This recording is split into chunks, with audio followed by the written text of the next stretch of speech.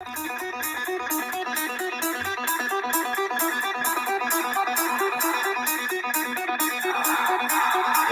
everybody, it's Thursday, and if it's Thursday, it's the Red Zone ready here, making sure that we all learn from each other today. Josh Tovar, proud principal of Memorial Pathway Academy, here, making sure that we're all together here with my buddy. I still don't know how to point on this stuff. Go the opposite direction. You're going to get it right. My dyslexia, I don't know.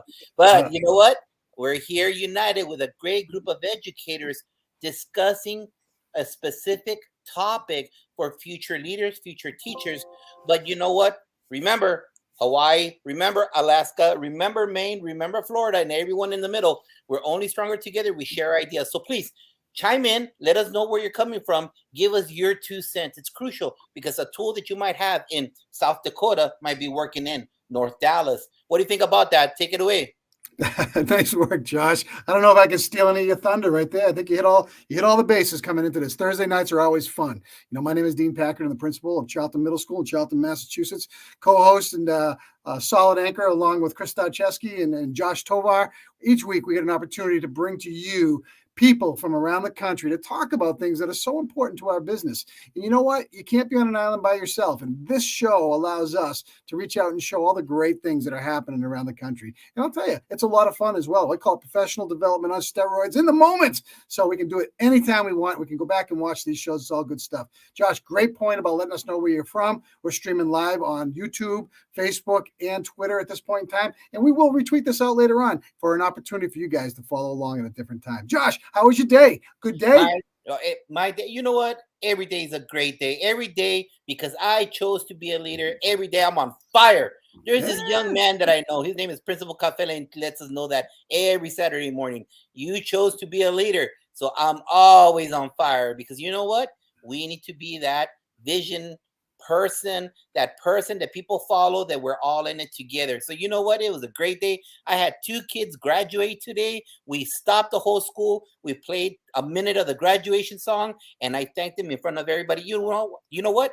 What better thing can happen for anybody? A journey that started in pre-K, a journey that started in Head Start, finished at MPA. We're very happy and excited that they're now new community members ready for the part 2 of their life. I love that, man. And your excitement around all that just kind of sums it all up because in the end, that's what we do. Hey, good afternoon from Alaska as well. Hey, Alaska, we got somebody from that state. Yeah, we got Alaska. Doing it. Denise, thank you very much for joining us. Glad to have you here. Hope you can chime in and actually be part of the conversation if you get a chance. So great to have you alongside with us. Hey, we got a great crowd tonight. So why don't we bring them in and start this conversation, okay? I'm going to actually bring them in. Let's go here. We got Nora. We got Mark. And we got Dr. Jackson. Marcus, great to see all you guys. Welcome to the show. Glad you're here. Awesome to be here. Yeah, thank you. Well, listen, let's go around the table. You know, I know that, Marcus, you've been with us before. We're going to start with you, work all the way around. Marcus, just remind people where you're from, what you do, so we can actually get a little feeling for that. Yes, I'm Dr. Marcus Jackson. I'm the Chief Academic Officer in Lancaster Independent School District, South Dallas. Nice. Welcome back, my friend. Thank you. Good to see you. Good to see you. Mark, history teacher. I caught that. That's where I started. That's right. Absolutely. History teacher. I teach AP US history and psychology. My name is Mark Horner, and I teach at Talmadge High School in Talmadge, Ohio, which is just outside of Akron. So the home of LeBron James. Good stuff. Good stuff. Good stuff. Well, welcome aboard, Mark. Good to Nora, be here. Welcome to the show. Thank you. Thank you. Well, my name is Nora Paw.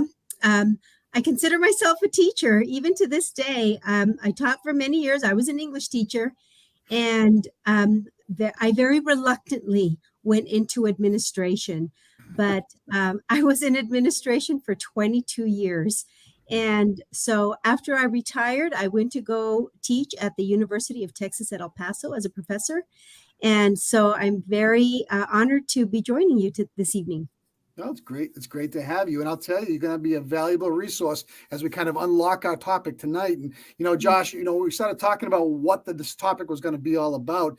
We started thinking, and you threw it out there, for new administrators and new teachers, what is it like? What are they going to be thinking about as they begin to think about next year? I can't wrap my head around next year right yet because I'm still right in the middle of my third quarter, getting ready to finish it up and get ready for that fourth quarter, jaunt to the finish line with state testing wrapped around us. So we don't get out until June 16th. So I don't want to start thinking about it until then, but I know you guys start a little bit earlier, and then that preparation for next year is so important.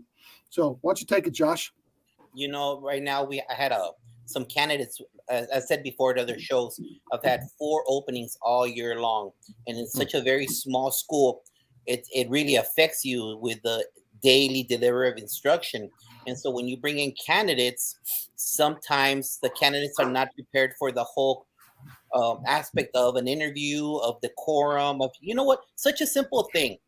And I think I could throw this out there to anybody here tonight.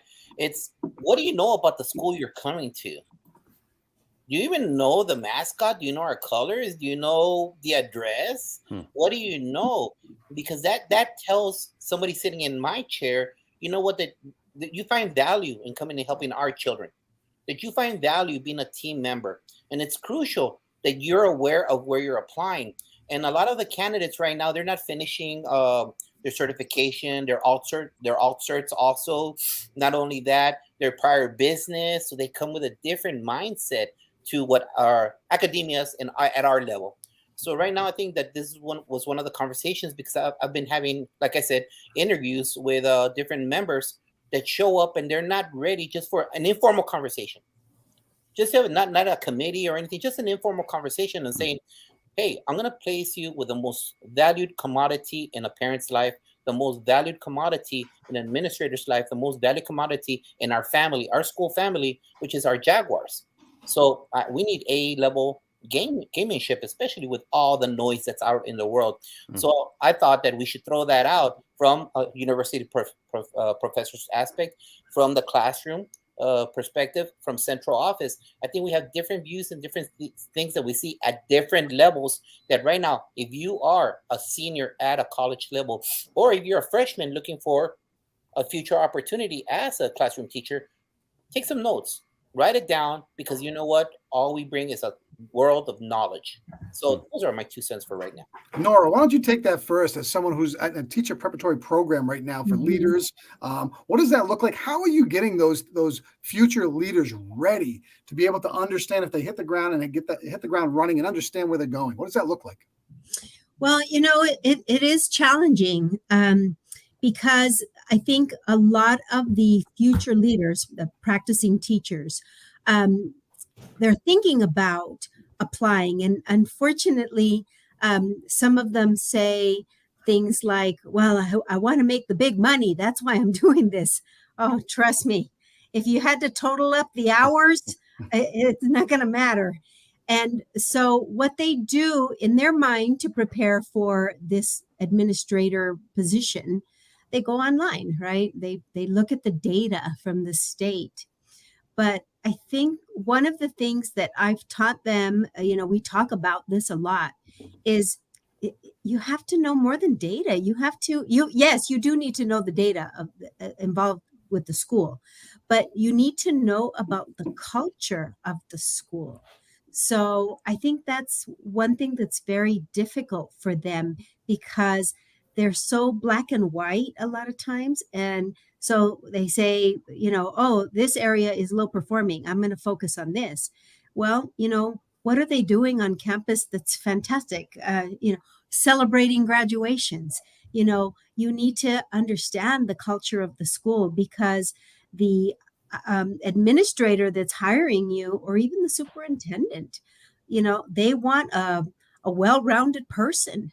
Yes, you need to know data, but you need to know everything else. So you have to expose them to all aspects of an upcoming job. That's hard to do. It is, and I agree with you. Marcus, take it down to you for a second from your perspective. I'm sorry, I could barely hear you. You're fading. Yeah, no worries. From your perspective on this and preparation for people that are going to be working with you and within your learning community, what does that look like? How do you prepare them? How do you ensure that they have all the stuff that they need to be successful? Well, yes, I actually always start with the effective domain. For anybody who have known me for some time, my success is rooted in actually building up the teachers, students, principals now who I work with, and central office personnel with their mental health. This has all been a part of mine for the past 10 years and is more important than anything now. So the first thing I do always, no matter what position I'm in, is develop a strong mental wellness plan for the school year. We actually combine with an accountability partner, and we actually check on each other and have what we call "Are you okay?" meetings frequently. That's a great way to check the barometer, make sure people are doing all right. Yes. Hey, let's talk it now to a veteran teacher who's been in the trenches for a while and teaching social studies and history. And from your perspective, you've been in the trenches. Somebody's new coming in. What are your expectations of somebody who's going to join your team and to be part of that horizontal development of your content in your building or any content in your building? Well, the comments that both Nora and Dr. Jackson have made, I actually sent a message out to a bunch of friends that fellow teachers that I've surrounded myself with that do hold me accountable. And they're the ones that, I lean heavy on to kind of keep me fired up. And I asked them, what are some suggestions that you might make? And it's interesting. They talked about figuring out the culture of the school, just like you were talking about, Nora. And then Dr. Jackson, they also mentioned, hey, listen, you have to have self-care plans in place. These are the things that they would recommend to new teachers coming in. And so we're all kind of clicking on the same cylinders, aren't we? I'm a big culture guy, and I believe wholeheartedly that these new teachers who are coming in, they do, Josh, like you were saying, they have to know everything about the school. I mean, I remember way back a long time ago when I was, getting ready to graduate, one of my professors, and I wish I could remember their name to give them credit, but they said, drive all around the city that you're going to interview in, go into every neighborhood and just take in every possible environment throughout that city, and then hop online, which was kind of new at that time, right? We didn't, Googling, hopping on Google wasn't real prevalent. It wasn't around, but just find out everything you could about the city, the mascot, the demographics. Just everything you could to show the administrators that you were going to be in love with that school and serve to the best of your ability. And so one of the other things that just comes to mind for me, and as I work with some newer teachers and as I see a lot of student teachers coming in, I think a lot of them need help in figuring out what their why is. What's their purpose statement for what they're doing.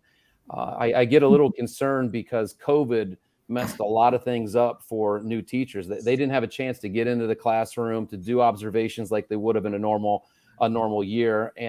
And as a result, they don't know all that it entails. I mean, I consider this this is my calling, my mission field, right? And so we come into this not for the money and not for the summers. We come in it to change lives.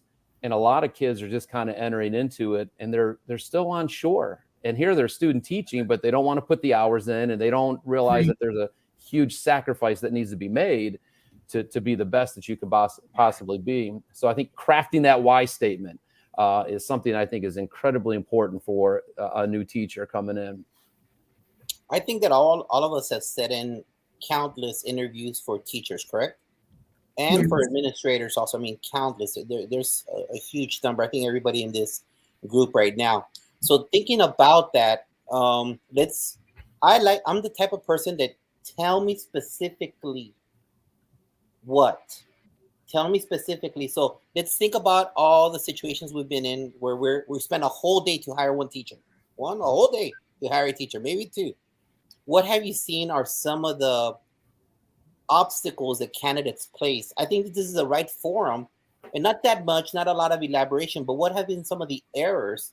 Because I want someone to see this video today and they say, you know what, they're coaching me. Let's coach that future person to make sure they don't create that error. Just like someone said, I won the money. Oh my God, Dr. Paul.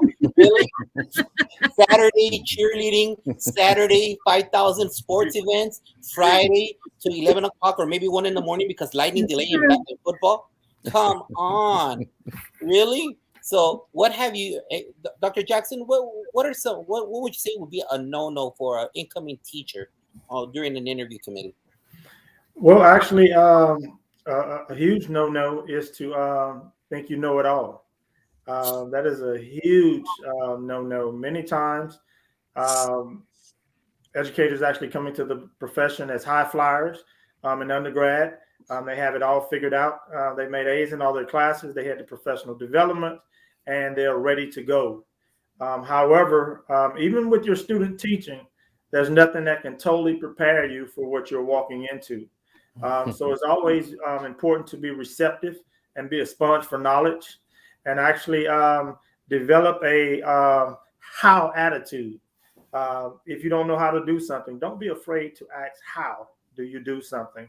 So those are some of the things that I encourage new teachers and even administrators to come in and create a culture of how around yourself and everybody you're with.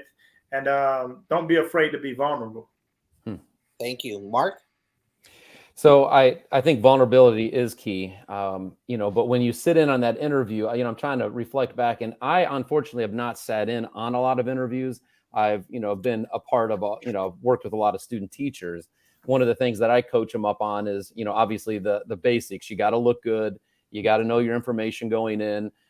You got to make eye-to-eye contact. I think that is actually something that is kind of dismissed nowadays with a lot of our younger kids coming in. They're not used to making that eye-to-eye contact and even a firm handshake. So, I mean, I'll literally talk to a student teacher about that. And I do it with my basketball team. I'm like, hey, here's how we shake hands. Here's how we address people of influence, and people that we're communicating with. But then also just really emphasizing to the person who's interviewing you how important establishing positive relationships in the classroom are. I think this generation is so desperate for genuine relationships, and it's the only way that we can really, I see it in your videos all the time, Josh, that you're posting, you're tweeting out. The relationship is what's driving the success in your school. It's not the content, it's not the delivery, it's the relationships. And the kids are trying to step their game up to that level, right? They don't want to let you down because they love you so much and they want to be a part of that. And so just talking to them about letting the committee know that relationships are a backbone to your teaching philosophy. So Thank you. Nora? It's interesting. One of the things that I talk with my students, future teachers, about is, when they're sitting there in the interview process, the principal is trying to know everything about that person, right? And so you're right. Things that all of you have talked about, they're going to bring up issues that you may or may not know. And one of the issues is you can't lie and say that you know it when you don't. What principals want to hear is something to the effect, I've heard of that. I don't know a lot about it, but I want to learn more about it, and I will learn it. And I'm here to take care of the kids. We talk a lot when I was teaching with the undergrad students, future teachers, that they read an article. This was by Kylene Beers, about a teacher who had some students that were not reading and writing at the level that they should be. And the teacher blamed everyone except herself. And it's not an issue of blame, but when they had a parent conference, the teacher just, when they asked her, well, why can't my child read? And the teacher just said, I don't know. The parents are looking to you as an expert. So you need to be able to research, and you're in a partnership with the parents. Everyone wants success for the child. So again, don't lie if you don't know something. you're willing to learn, and your job is there to promote the success of the students. You know, one of the things I think about in every preparatory program and any new teacher coming in, this is something that I started teaching when I was 23 years old, and I was in high school. And the difference between an 18-year-old student and a 23-year-old teacher was just a few years. Now, Yes. there is a level of professionalism and expectations that I believe that every program that trains teachers as well as administrators, that they work on relational values, morals, understanding that you have the most powerful job in the world when you're in front of kids. And that power can be used in positive ways and negative ways. So I'm going to go back up to you, Nora, for a second, and then we're going to work backwards here. How do you prepare these young leaders, or, you know, from the lens of their responsibility to exercise power in a correct way? You know, when my APs, when I was a school principal, when my APs were promoted, I always bought them a nameplate to put on their desk. And on the back of that, which was facing the administrator, it always said students first. And, you know, we get so caught up with so many policies and, you know, the standards and, you know, et cetera, that we forget about the kids. And I think that it's very, very important to ensure that you're always focused on the students. Everybody knows the right thing to do. And if you're unsure, you need to ask somebody. I'm thinking of doing this, or I'm thinking of doing that.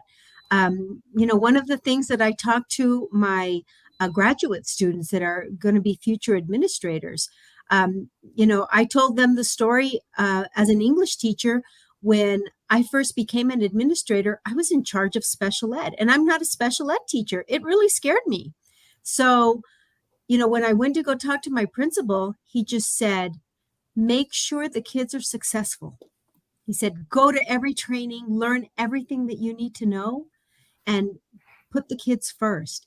And I think that a lot of times teachers might do something, you hear about it, unfortunately, and it's like, what were they thinking? It's a boundaries class. It's almost like you need to have a boundaries class. What does that mean? What does it mean? Exactly. And you need to be able to put the student first and their success first. And I think sometimes people get sideways with that. Yeah. Mark, so you got a young rookie teacher coming in that you're working with, like I said, 21 years old, 22, just out of college. What are you saying to that young guy teacher or young female teacher? You know, it's hard to exist and do your job if you don't understand those boundaries and parameters. Yeah, well, it is tough when you're having those conversations. I love everything you're talking about, Nora. I really do. And I wish I would have sat under that type of leadership when I was in school and got that kind of insight. When I do talk to these young teachers, like I'm working with a young man right now, and he's got tremendous potential to be a great teacher.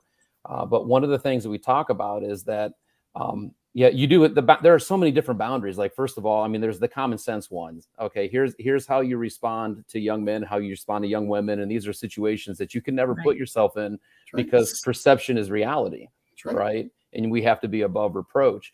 But then also, like, keeping your language and your tone in check, and complementing that with research outside of the classroom on how do I communicate and what are the different personalities that are out there and how do different kids learn, and then kind of committing, but definitely committing to a life of lifelong learning. I mean, that's the only way that you and I can be effective educators, is if we continue to grow personally and then pass that wisdom on. It's the only way we make adjustments to new generations and new modes of thinking. And I try to tell these kids, it's not something that you can just leave at the door when you leave. It is something that you have to really pour an incredible amount of time into, so that you can know what, behind every behavior, there's a cause. And it's not the kids, we hold kids accountable, but there's a reason why they act in the way that they learn the way that they do. And our ethical obligation is to figure that out and to guide them and to teach them. And so I keep telling them, man, this is not the easiest job in the world, but it's the greatest job. My daughter is going to become she's studying to be a teacher. And I saw that comment from Coach Central about subbing, how that's the greatest experience for an aspiring teacher. And the conversation my daughter and I had is, listen, there's nothing easy about being a teacher, and we don't get paid extraordinarily well, but that's not why we do it. But there are so many bonus checks throughout our day, isn't there? When a kid comes up and says, hey, listen, you helped me learn this concept, or I'm a better person because of this conversation, or thanks for listening, those bonus checks are worth it. They're worth every ounce of time that we put into it.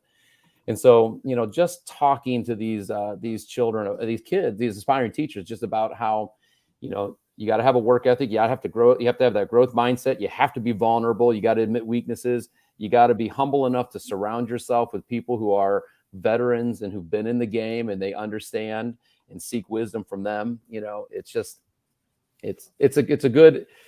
a great place to start being vulnerable. Great depth to that, Mark. Thank you very much. Great insight. Marcus. Yes, I mean, Mark and Nora actually said it all. I mean, it was just so perfect. We'll start with you next time.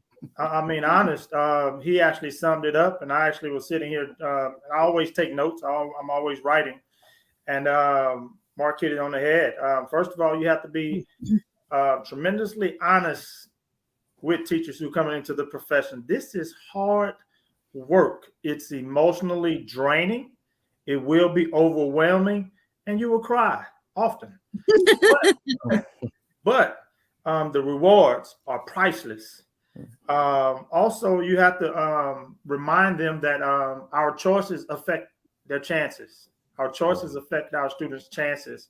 Every action you take and every word you speak will stick with your students for the rest of their lives. Wow. That is powerful. I can sit right now and actually tell you everything from second grade, Miss Powell's class, all the way to Coach Mr. Blanchard, my senior year. Actually, and I can walk through and tell you what my teachers told me. And that's powerful. And I think we need to constantly and consistently remind teachers of that. Also, predict the pain that they're going to have. Predict the pain that our teachers are going to have, and already have a prescription ready for them when they have that pain to support them, because that's extremely important. Support. If I can interject one more time, the things that everyone has stated here are so important. I started teaching in the early 80s, and the major difference today is that, and I tell this to my students all the time, careful about your language and what you're saying and how you're saying it, because kids today all have a camera. And, that was not the case when, I first started teaching. So, things get distorted. Sometimes it's very, very challenging for teachers. I agree. It's a labor of love, but boy, it's a tough job. But you're literally on stage. And I tell every teacher, you're on stage every single day. And the power you think you have, you don't realize that you have, okay? And you've got to be really cognizant of that. One word, one look, one glance, one negative connotation toward, then you're explaining yourself. But if you have a relation with the kids and they understand you and believe in you, you can teach anything. Yes. And that's why we always say the relationships before content. Always. Yes, they love you. Mm-hmm. Yeah. I'm thinking about what you're all saying, and I would like to add one thing is to future educators: scout your position. What's the most important thing before a game? Scout. Mr. Paul will tell you that, right? All coaches will tell you that your scouting film is crucial, because when you go interview at a campus, that's a marriage. Right. And your first, second year, if you didn't scout, if you were the right fit for that school, and that administrator didn't figure out that you were the right fit during that interview, that goes for a long first and second year, because you got to know what tools you bring to the table for that campus. If you're a novice and you're walking into an F school, you're going to live there. You got to understand you're going to live there. There is no easy way out. And if you go to an A-rated school, it's going to be also hard.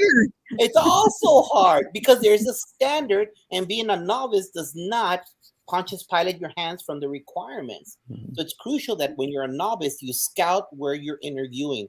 And if it's not where you graduated from, it's okay. There's other places. You could go other places to find what the right fit for your tool set is. And you have the right person guiding you along the way. But that's for the teachers. The most crucial part, and all of us can agree this, are the people that sit in the main chair or the supportive chairs, the administrators. So the people that are right now with Dr. Paul in their classes, what do you guys, or what advice can you give them as they're entering into a new phase of our profession, the post-COVID era, when there's a big learning gap? Then there is I'm sorry, people say there isn't, that there was learning. You know what? There's a gap right now. It is what it is because kids weren't showing up. And kids that used to be not in school all of a sudden are in second grade. Kids that were in elementary are all of a sudden in late middle school. So there's a social gap, there's a learning gap.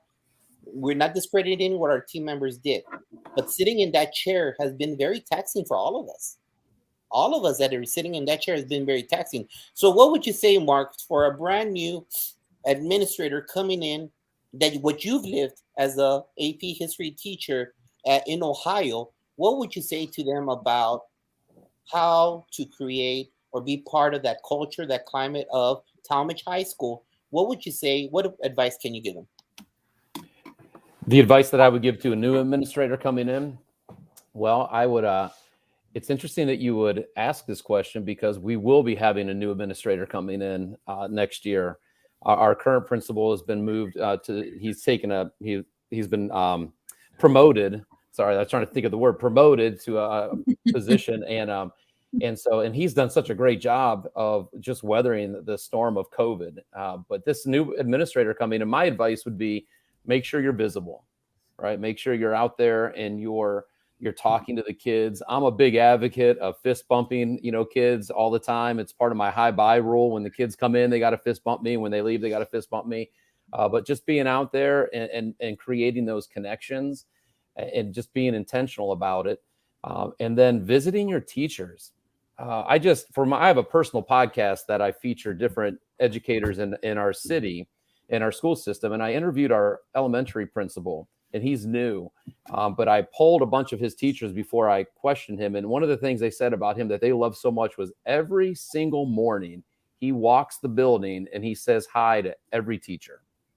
And as a result of doing that, he has created tremendous loyalty and commitment from his staff members. And I think that's a beautiful thing. And then he just does drive-bys all the time. And he's a lot like you, Josh, where he'll go in and he'll do a little mini teach if it's something, or he'll go read books in the classrooms, just showing the kids that he cares not only about discipline and not only about financials, but he cares just as much about them and their individual education. And so visible, get to know your teachers, make sure you're walking into the classrooms. I invite administrators to come in whenever they want. I want them to come in and see my kids and see what they're doing and how they're excelling in the classroom. And so just constantly be out there. As I know for an administrator, it's crazy. You can't. I mean, your day gets consumed, but when possible, walk the hallways, walk into the classrooms, greet the teachers, and fist bump those kids and stay part of their lives. Awesome. Thank you, Mark. Hey, shameless plug. Listen to Between Two Blue Devils. Great podcast. I feel like applying for that principalship now that's open. I want to go to Ohio and work over there with the Blue Devils. I love that podcast. I highly suggest it. Dr. Paul, what would you say? There's so many things. I used to always say to my APs when I was a principal, and now I say to my grad students at UTEP, you have to surround yourself with great people. And that means, as Mark mentioned, the teachers. Those are your experts, and you can't dismiss them. You have to listen to their concerns because they're going to tell you exactly what's happening. They're in the trenches, Another thing that I used to always tell my staff, my teachers and my administrators, kids are going to be kids, but I used to always tell them, put your parent hat on just for a second before you react. Put your parent hat on. And, when you have that one angry parent that's storming in because her child was disrespected, If you have your parent hat on, you might react the same way.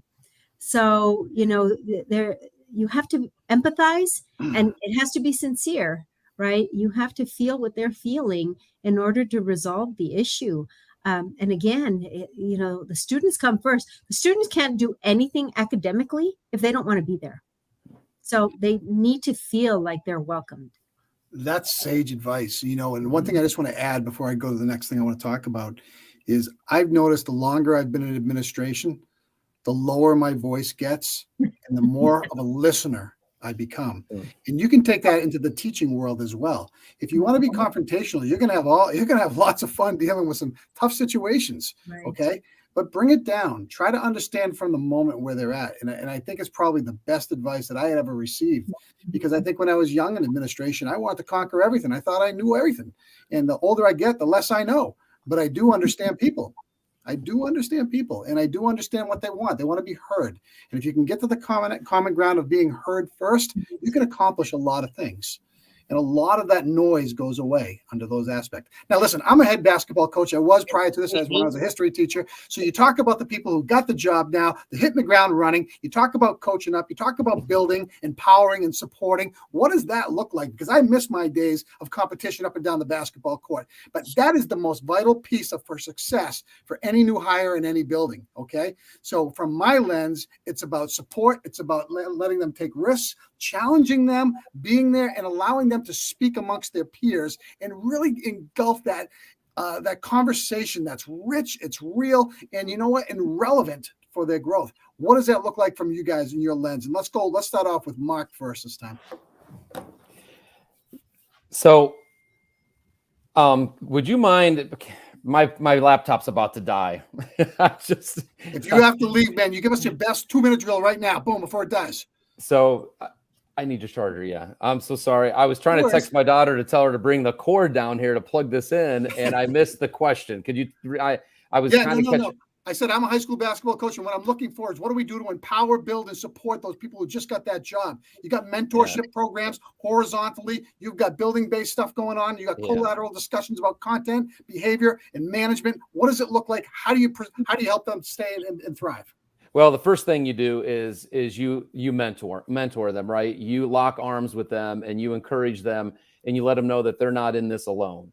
And I think that's the best thing for a new teacher coming in, is that they need to know that they don't have to fight these battles by themselves, that this is not their own, that they're going to fail, and that they're going to have long days, and they're going to have victories, and they're going to have defeats, but we're in it together. And one mistake is not going to destroy a kid, but you need to learn from it and then humble yourself and apologize and then seek wisdom. And then just keep doing it and keep fighting that battle every single day. Dr. Jackson. Yes. Once again, Mark, great suggestions. But I strongly suggest to my new teachers to keep that energy, that excitement, and enthusiasm going up to create a winning mindset, and hang out in the double digits. Hang out in the double digits and avoid the single-digit distractions. Let me explain to you what I mean by that. If you really look at it, I don't care what school you're working in, even in this COVID environment, even with all the craziness and chaos going on around you, if you look at all the positive things that are going on in your school or in your classroom, they outweigh those bad things significantly. I was at a high school today. We had 3 assistant principals was out, so I had my walkie-talkie today. So I was skating up and down the hallways. They had about 4 major fights, major disruptions at the school, but there's over 2,000 students there at the school. So in the midst of the office, I don't know what's wrong with these kids. It's just so crazy right now. I was like, hold on. We had 2,000. We have over 2,000 kids at this school. How many fights did we have? We had 4. It caused a major distraction. How many people were involved in each fight? 2. 4 times 2 is what? 8. Baby, we're still winning, and we're still winning big time. The students are learning. Majority of them are, overwhelming number of them are going to class. Everybody's doing what they're supposed to do, except those 4. that was fighting the other 4, those 8. We're winning. Well, Dr. Jackson, the parents keep coming up here. How many parents have you come up here today yelling, screaming, cursing, and fussing, whether on the telephone or not? It's been about 9. How many students do we have? How many parents do we have involved? It's the mindset. And if you create that mindset, for myself as a principal, and what I used to convey to my teachers, we used to do positive walkthroughs in the morning. If you do a positive walkthrough in the morning and you give yourself tally marks, the students, majority of the students are on time, the teachers are ready to go, and you just give yourself tally marks, you will always end up with about 30 or 40 points off the top. So no matter what happens throughout the day, you go ahead and make your losing column, do your tally mark. And when you get in your car and you look at that score sheet, you can drive home and say, you know what? I won the day, baby. I won the day. I won the day. Yeah. Release it and go home to your wife and family.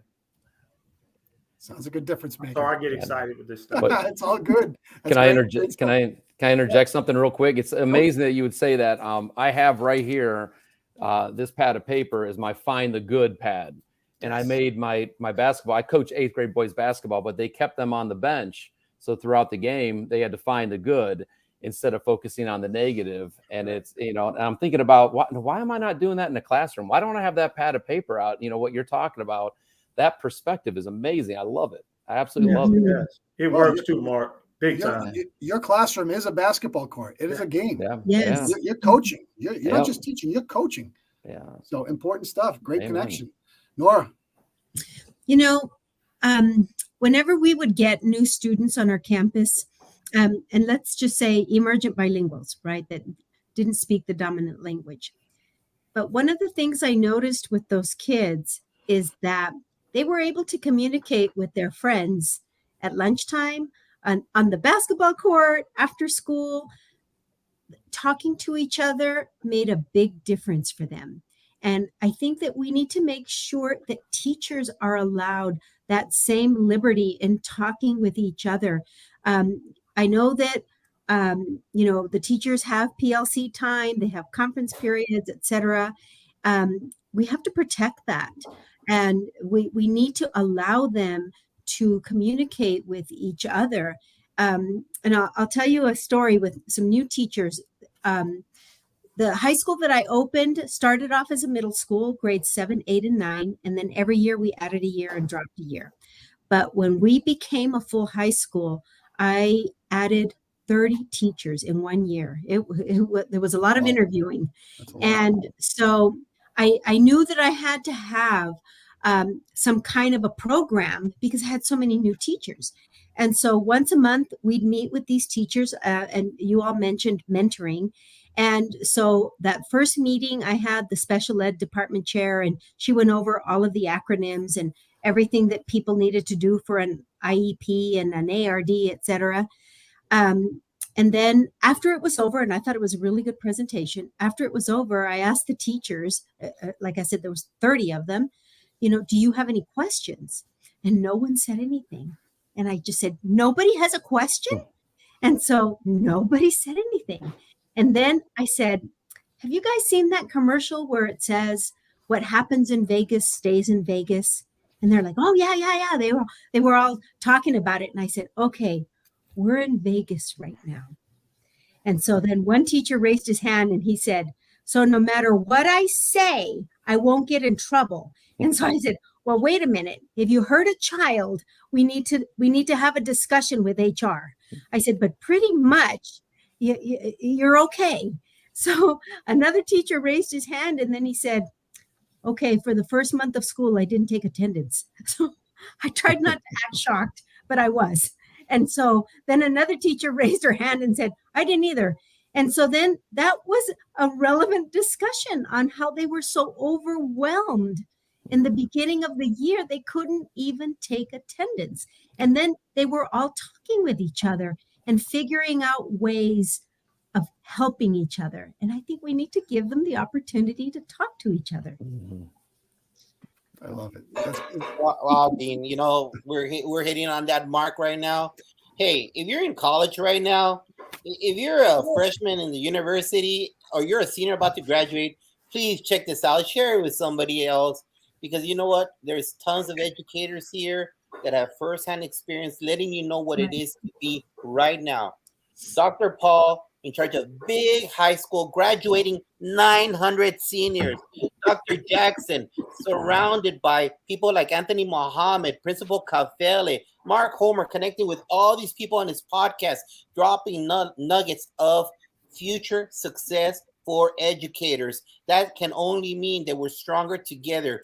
So please make sure that we learn from each other. This is free, everybody. America, this is free, and you have valuable experience and knowledge here. You got Dr. Jackson with his books, Dr. Paul with your experience, Mark with his podcast with all that knowledge, and Dean with all over 200 videos prior to this. It's all free. Only if you choose to remain blind is what you choose to do, is remain blind, because the knowledge is out there. It's time for you to do your homework, scout your future school, and that's what the purpose of this podcast is, because we're, like I said, we're only stronger together. So on behalf of the Red Zone, thank you for being here, Dr. Paul, Mark, Dr. Jackson. We appreciate you being here. And we have Shika Houston, Tammy Taylor this coming Sunday for Unlock the Middle at 9 o'clock p.m. Eastern. Join us about reading, educating kids, minorities. It's a crucial topic right now, because we need to make sure that we're all working together for all our students. Dean, take it away. Hey, y'all, this made us a little bit better tonight. Really, thank you so much. I'm smiling because you know what? It's what we do, and that's what we're going to do every day. To all of you guys out there, keep doing that, keep making a difference, keep sticking together, and keep trying to be a little bit better each day. Thanks, everybody. We appreciate you. Guests, stay on for a moment if you can. Have a great night, everybody, and have, more importantly, a great day tomorrow. Yeah.